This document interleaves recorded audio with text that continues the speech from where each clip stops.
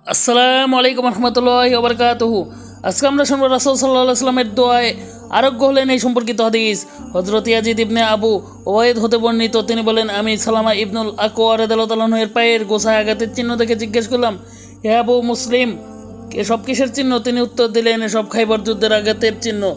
লোকজন বলাবলি শুরু করলো, সালামা মৃত্যুবরণ করবে, কিন্তু আমি রাসূল সাল্লাল্লাহু আলাইহি ওয়াসাল্লামের কাছে আসলে তিনি এসব জখমের উপর 3বার ফু দিলেন। সে সময় থেকে আজ পর্যন্ত আর আমার কোনো দুঃখ হয়নি। আসসালামু আলাইকুম রহমতুল্লাহি ওয়া বারাকাতুহু। আজকে আমরা শুনবো রাসূল সাল্লাল্লাহু আলাইহি ওয়াসাল্লামের দোয়ায় আরোগ্য হলেন এই সম্পর্কিত হাদিস।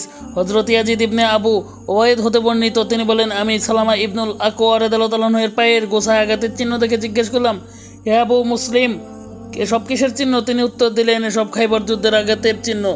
লোকজন বলাবলি শুরু করলো, সালামা মৃত্যুবরণ করবে, কিন্তু আমি রাসূল সাল্লাল্লাহু আলাইহি ওয়াসাল্লামের কাছে আসলে তিনি এসব জখমের উপর 3বার ফু দিলেন। সে সময় থেকে আজ পর্যন্ত আর আমার কোনো দুঃখ হয়নি।